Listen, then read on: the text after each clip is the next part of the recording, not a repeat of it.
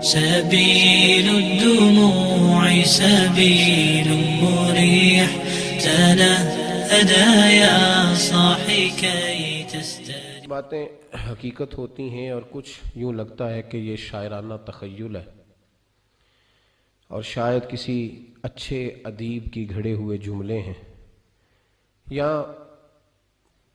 کسی اچھے مقرر کی اچھے لب و لہجے کا شاخسانہ ہے. کسی شخص نے کہا کہ مجھے بھوک لگی تھی، میں نے روٹی کھائی، میرا پیٹ الحمدللہ مزیدار کھانا کھا کے بھر گیا. یہ تو ایک حقیقت ہے، بات فٹافٹ سمجھ میں آ گئی.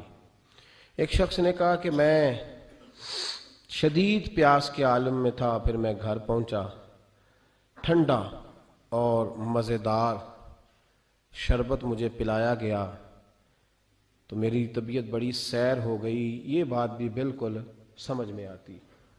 لیکن ایک شخص نے کہہ دیا کہ یار میرا بیٹا روٹی کھا رہا تھا تو اس نے جب تسلی سے روٹی کھائی تو میرا پیٹ بھی بھر گیا. اب یہ بات تھوڑی ٹھہر کے سمجھ میں آتی ہے، یہ فٹافٹ سمجھ میں. لوگ کہتے ہیں تو شاعری ہے، یہ تو تخیل ہے، یہ تو آپ نے ادیبانہ جملہ بولا ہے. یار میرے دوست بڑا پریشان تھا تو مجھے رات کو نیند نہیں آئی. تو لوگ کہتے ہیں یار یہ فٹافٹ ہضم ہونے والی بات، اس پہ تھوڑا وقت لگتا ہے کہ گھر میں دوست پریشان تھا تو اس کی وجہ سے مجھے رات کو نیند نہیں آئی، تو ذرا تھوڑا سا نا اس کو سمجھنے میں ٹائم لگتا ہے. وہ بیٹا سعودی عرب میں رہتا تھا تو اماں اس کی رات کو فٹافٹ اٹھ کے بیٹھ گئی گھبرا کے. خاوند نے پوچھا تجھے کیا ہوا؟ تو کہنے لگی مجھے لگتا ہے کہ بیٹا نا پردیس میں کچھ پریشان ہے. تو کئی دفعہ وہ والد صاحب مذاق بھی اڑاتے ہیں، کہتے ہیں تجھے کوئی غیب کا علم ہے؟ سو جا چپ کر کے، اچھا بھلا تھا میری ابھی شام کو بات ہوئی ہے. یعنی اتنی جلدی بات یہ شعور میں آتی. صحیح کہہ رہا ہوں؟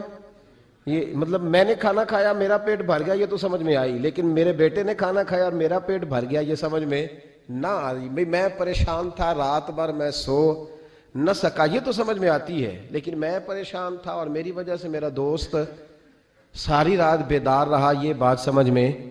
یہ لوگ اس کو شاعرانہ بات سمجھتے تھے، لیکن میرے رب کریم نے اس بات کو قرآن پاک میں بیان فرما دیا.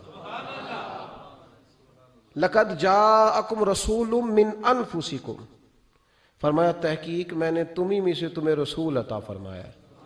عزیزٌ علیہ ما عنتم، ذرا آیت کا لطف لیجئے گا، مزہ لیجئے گا. فرمایا تم اگر مشکل میں پڑو نا تو یہ بات میرے نبی کو تکلیف دیتی ہے. امت اگر پریشان ہو تو حضور پر گراں گزرتا ہے، حضور پریشان ہوتے ہیں، نبی پاک کو تکلیف ہوتی ہے اگر امت آزمائش میں ہو.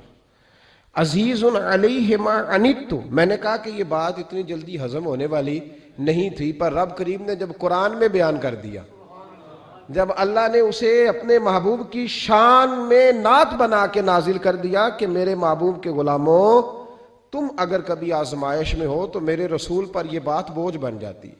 اور فرمایا حریص علیکم، وہ تمہاری بھلائی چاہنے میں جلدی کرتے ہیں، جلدی کرتے. وبالمؤمنین رؤوف الرحیم، مومنوں پہ رؤوف بھی ہیں اور رحیم. اللہ بھی رؤوف ہے نا، اللہ بھی رحیم ہے، نبی پاک بھی رؤوف ہیں اور رحیم. اللہ ہی کہہ رہا ہے حضور کو بالمؤمنین رؤوف. یہ سورہ توبہ کی آیت نمبر 128 ہے، مطالعہ کر لیجئے گا. اللہ نے نبی پاک کو کہا وبالمؤمنین رؤوف الرحیم، مومنوں پہ رؤوف بھی ہیں اور عقیدہ شرط ہے دین میں. اعمال جتنے مرضی بندہ اچھے کر لے، عقیدہ اچھا نہ ہو تو اعمال فائدہ نہیں دیتے. عقیدہ شرط ہے. کہتے ہیں جو لفظ اللہ کے لیے کہا اگر نبی پاک کے لیے کہا تو مشرک ہو جائیں گے، تو اللہ نے خود نبی پاک کو رؤوف الرحیم کہا. ایمان ہوا کہ شرک ہوا؟ فٹافٹ لوگوں نے شرک کفر بڑا سستا سمجھ لیا ہے. کہتے ہیں جی اگر اللہ کو غیب ہے اور حضور کے لیے بھی لفظ بولا تو مشرک ہو جائیں گے. ہاں کچھ لفظ ایسے ہیں جو صرف اللہ کے لیے، کسی اور کے لیے بولنا درست. لفظ اللہ یہ صرف اللہ، لفظ رحمان یہ صرف. کبھی کسی سے آپ نے سنا اس نے نبی پاک کو رحمان کہا ہو؟ رحمان صرف اللہ.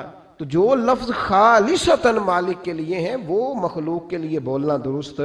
اور اگر اللہ خود کہے اپنے نبی کو رؤوف الرحیم، دیکھیں نا اللہ سنتا ہے نا، تو آپ اللہ معاف کرے نہیں سنتا.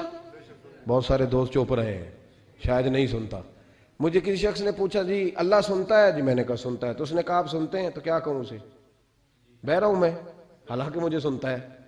تو شرک ہو گیا, کفر ہو گیا. بھئی اللہ سنتا ہے, سنتا ہے. تو اس نے کہا جناب سیٹھ صاحب, استاد جی, سر جی, پروفیسر صاحب, ٹیچر صاحب, علامہ صاحب, مفتی صاحب, قاری صاحب, والد صاحب, آپ بھی سنتے ہیں؟ کبھی سنتا ہوں. اب بھی تو کہہ نہیں سکتا کہ میں نہیں سنتا. بس ایک فرق ہے, وہ یاد رکھے کہ جس طرح اللہ سنتا ہے اس طرح بندہ نہیں سن سکتا. چونکہ اللہ کی جو سماعت ہے وہ ذاتی ہے. بندہ اتنی دیر تک نہیں سنتا جب تک اللہ اسے کان نہ عطا کرے. یہ فرق یاد رکھیں, یہ فرق ہے. کوئی کفر نہیں ہوتا, کوئی شرک نہیں ہوتا, لیکن لوگ بازاروں میں نکلے ہوئے ہیں کفر, شرک اور بدعت کی پوری پٹاریاں بانٹتے ہیں اور مفت تقسیم کرتے ہیں. فی سبیل اللہ, معاذ اللہ ثم معاذ اللہ. میرے بھائی یاد رکھیں, قرآن نے کہا نبی پاک کو وَبِالْمُؤْمِنِينَ رَءُوفٌ رَحِيمٌ. ہمارے ہاں نا معاشرے کے اندر کچھ چیزیں ایسی ہیں جو آہستہ آہستہ زور پکڑتی جا رہی ہیں. ان میں سے ایک چیز ہے خود غرضی, خود پسندی, اپنی ذات اور اپنی سوچ کے دائرے میں بند رہنا. وہ اقبال نے جو کہا تھا نا, اگرچہ بت ہیں جماعت کی آستینوں میں پر مجھے ہے حکم ازاں لا الہ الا اللہ. میں نے دیکھا ہے ہماری اپنی جو چھوٹی چھوٹی جماعتیں بن جاتی ہیں وہ اپنے اپنے خول میں بند ہو جاتی ہیں. انہیں خیر اپنے پاس نظر آتی ہے, جو پیچھے لگے ہوتے ہیں ان میں نظر آتی ہے, نہ ادھر نظر آتی ہے معاذ اللہ اور نہ ادھر. خود غرضی, خود پسندی, اپنی ذات کے دائرے میں بند رہنا محدود کر دیتا ہے انسان کو. خدا مجھے ایسی خدائی نہ دے کہ اپنے سوا کچھ دکھائی نہ دے. اور پھر اس کا لوگوں نے ایک اور ترجمہ کر لیا ہے اپنے آپ کو سمجھانے کے لیے, اپنی طبیعت کو لگانے کے لیے ایک اور ترجمہ کر لیا. وہ ترجمہ کیا ہے؟ وہ کہتے ہیں کہ میں کسی کے ذاتی معاملات میں دخل نہیں دیتا. ذاتی معاملات میں دخل دینا اور ہے, اور کسی پریشان حال کی پریشانی کو دور کرنا اور ہے. کسی شخص کے ذاتی معاملات میں دخل دینا اور ہے, اور گرتے ہوئے کا ہاتھ تھامنا اور ہے. اب لوگوں نے پتہ کیا کیا, یہ دخل نہیں دیتا, اس کا مطلب پتہ کیا ہے؟ کوئی قرضے میں ڈوبا ہوا ہے تو اس کا ذاتی معاملہ ہے, وہ میرا معاملہ نہیں ہے. کوئی آدمی دکھوں میں گھر گیا ہے تو کہتے ہیں وہ اس کا ذاتی معاملہ ہے. اب ذاتی معاملے کا یہ ترجمہ کیا لوگوں نے. میرے رسول کریم علیہ السلام نے دین کو اتنا کھول کر بیان کیا, اتنا کھول کر بیان کیا. مسلم شریف کی یہ حدیث شاید اس درجے کی بات دوسری کہیں مل ہی نہیں سکتی. رسول پاک علیہ السلام نے فرمایا قیامت کے دن رب کریم ایک بندے سے فرمائے گا کہ میں بھوکا تھا تو نے مجھے روٹی کیوں نہیں دی. اللہ فرمائے گا میں پیاسا تھا تو نے پانی نہیں پلایا, میں بیمار تھا تو تیمارداری کرنے نہیں آیا. بندہ عرض کرے گا مولا تو کھانے سے, پہننے سے, پینے سے, بیمار ہونے سے بے نیاز ہے, یہ کیسے ہو گیا؟ تو رب کریم فرمائے گا وہ تیرے پڑوس میں جو میرا بندہ بیمار تھا, وہ جو بھوکا اور پیاسا تھا, تو بس تجھے سمجھ ہی نہیں آئی. اتنے بڑے لفظ آپ کو حدیث میں دوسرے, اور صحیح مسلم کی حدیث ہے, فرمایا میں بھوکا تھا, میں پیاسا تھا. اس میں کوئی شک نہیں کہ جب آپ کسی کے ذاتی معاملات میں مداخلت کرتے ہیں تو آپ کو پریشانی اٹھانی پڑتی ہے, لیکن نیکی ہوتی تب ہے جب آپ پریشان ہوتے ہیں. نیکی ہوتی ہی تب ہے جب آپ, توجہ ہے میری بات پر آپ حضرات؟ کچھ باتیں آپ سننا چاہ رہے ہیں جو میں ابھی کروں گا نہیں, میں وقت آنے پہ کروں گا. کچھ چیزیں آپ سننا چاہ رہے ہیں حالات پر, لیکن میں ابھی بات بس اتنا آپ کو بتاؤں گا کہ انشاءاللہ تعالی یہی چراغ جلے گا تو روشنی ہوگی. یہ میں آپ کو بتاؤں گا انشاءاللہ تعالی, اور بڑی خیر ہوگی, بڑی خیر. آپ ہمارے چہرے دیکھ رہے ہیں, طبیعتیں دیکھ رہے ہیں, یہ نور بھرا انداز دیکھ رہے ہیں. اس کا مطلب یہ ہے کہ تیز ترین ہوا بھی کچھ چھتوں کو نہیں گرایا کرتی. بس آپ سمجھ لیں بات کو. تو بس کچھ لوگ اپنے آپ پہ تھوڑا سا کنٹرول کریں, جن کو حقیقتوں کی خبر نہیں وہ ذرا تبصرے کرنے سے بچیں, اس لیے کہ عالم کی عزت نبی پاک کی عزت ہے. یہ خود رسول پاک نے بیان فرمایا, وہ ذرا تبصرے کرنے سے. بس اتنی بات کہتا ہوں, اور میں دعا مانگ رہا ہوں کئی دنوں سے کہ خاصہ خاصان رسول وقت دعا ہے. تو بہرحال میں کچھ چیزیں ہیں جن کو کسی موقع پر انشاءاللہ تعالی ہم اس پر بات کریں گے. ابھی جو بات کر رہا ہوں آپ صرف اسی پہ توجہ رکھیں, آج اسی کو سنیں, اسی کو سنیں. اور آپ دیکھیں کہ الحمدللہ تبارک و تعالی کچھ چراغ ایسے ہوتے ہیں جو تیز ہوا میں بھی چلتے ہی رہتے ہیں. اور ان کی روشنی، اقبال نے کہا تھا ہوا گو تند و تیز ہے لیکن چراغ اپنا جلا رہا ہے، وہ مرد درویش حق نے جس کو عطا کیے ہے انداز خسروانہ۔